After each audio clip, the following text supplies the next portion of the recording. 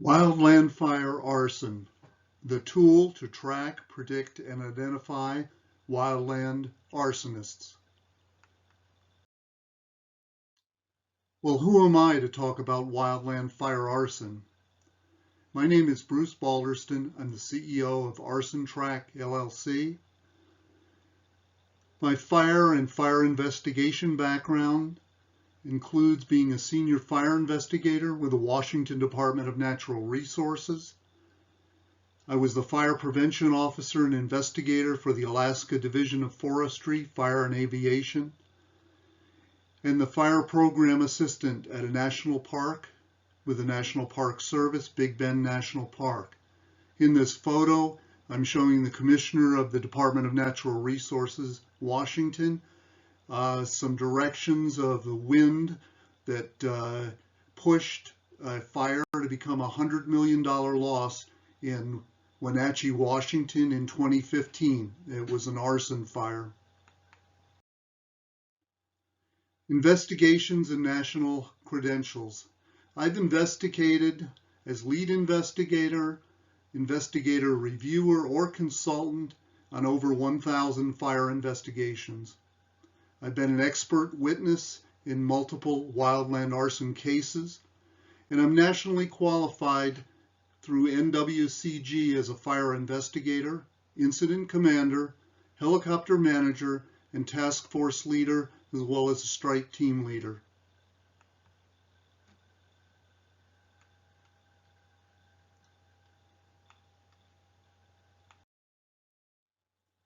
The quiet threat of wildland arson, the facts.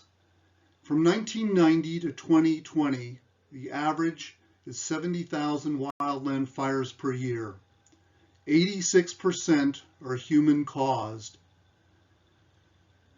So during that period, the average was 60,000 or more human caused fires. The average rate or the range of rates for arson, depending on location, range from a low of 10 upwards of 20% or more of arson. So that would put the average arson fires annually at 6,000 to 12,000 or more arson fires per year. So what? Why worry? The average acres burned per year over the past 10 years is 7,800,000 acres per year. At the arson rate of 86% of human-caused fires with a range of 10 to 20%, puts the acreage for arson-caused fire at somewhere between 671,000 and 1,342,000 arson acres per year. Annual arson fire suppression cost? Well, the cost to suppress these fires in the range I just mentioned at $979, which is the average U.S. Cost to suppress a wildland fire, and this was as of about 2 years ago, would put that figure between $656.7 million to $1,314 million.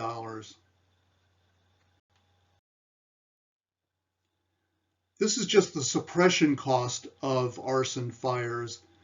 Doesn't include the other costs, which are not all dollars, and that is loss of life, loss of homes, loss of businesses, the economic impact of fires, the environmental impact, and community trauma.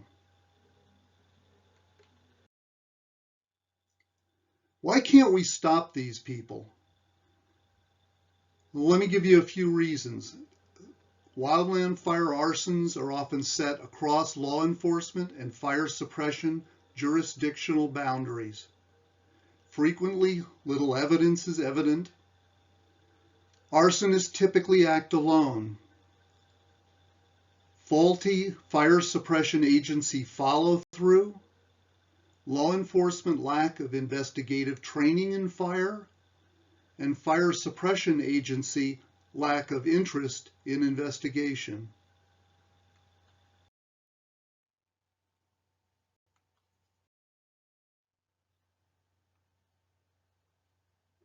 Okay, let's get started. Looking at Arson Track. When you first open your Arson Track database, this is the first screen you'll see, and we're going to look at uh, these tabs. All of the information that you're going to put in are going to be accumulated in a number of tables.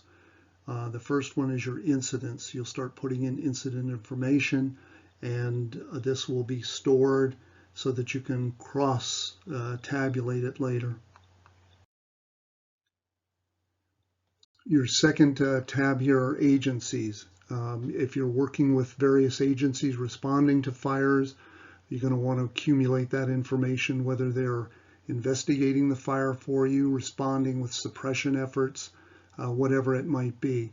If you're a large agency and you have different offices, different divisions responding, you can enter that information here as well.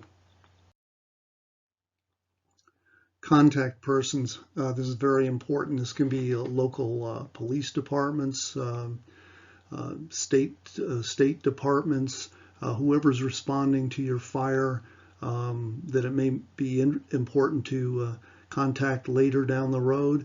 You want to put that information into each of your incidents, and then it'll accumulate that on this table for you, which is searchable, of course. Then you have details. These may be important things. Here there's some incidents entered, and of course you've got several persons of interest on various fires. You also have some callers with information.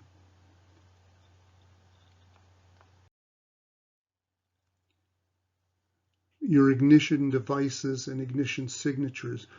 Here's a place to enter anything that was found that's materially important to your investigations. Matches, lighters, was there paper, was there pyrotechnics, was there accelerant used, was there other material perhaps brought to the fire scene. Anything that's out of the ordinary, that's not natural, that has to do with your fire is entered here. This is going to help you connect the dots down the road.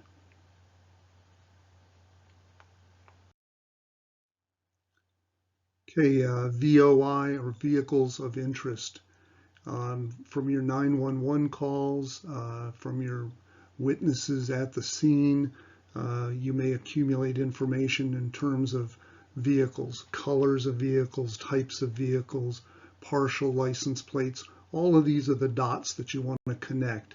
And by entering this information into each of your incidents, it'll help you connect the dots down the road. Then any follow-up comments that you have for each of your incidents. This example here is cross-reference phone numbers and search a name that's logged in on this particular incident.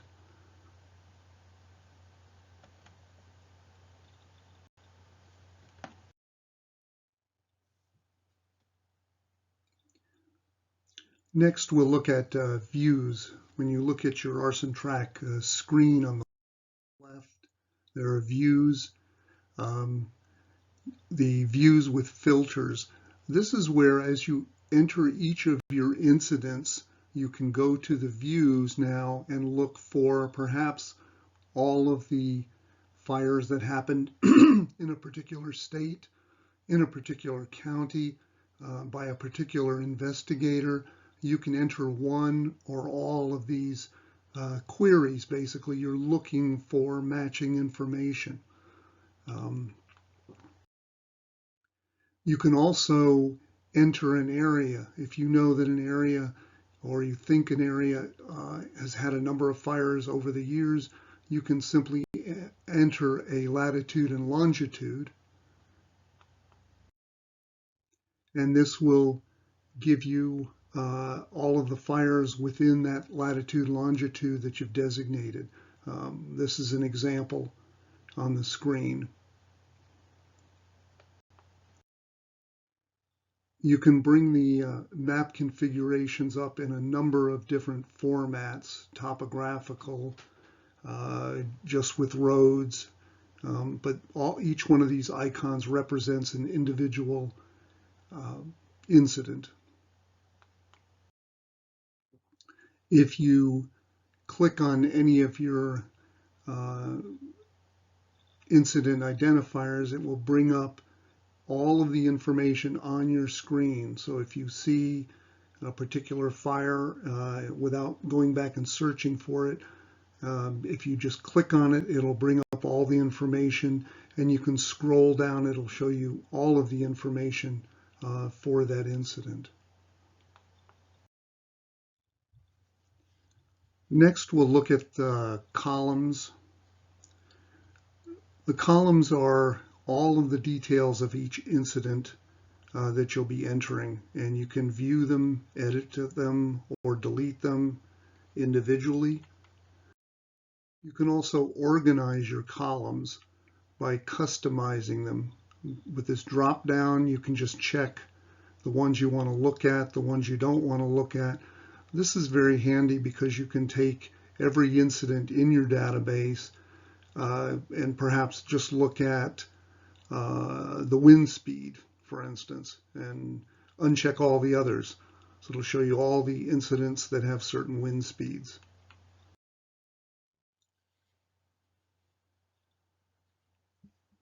With your incident columns, you can scroll across. There are 60 or more columns. Again, you can customize those. You can use more or less. You can pick and choose. These have entrances. For instance, there are little maps. You can click on a map for a particular incident. As you're scrolling down, it'll bring it up full screen for you. So when you add a new incident, a list will come up and walk you through each of the columns that you've chosen. And most of these, if it's possible, they have drop down, so you're not typing like mad. Obviously, you've got to type in your incident name, your incident number or agency identifier, but things like state, the cause determination, a number of these items are drop-down choices, so it makes entry of each incident pretty seamless.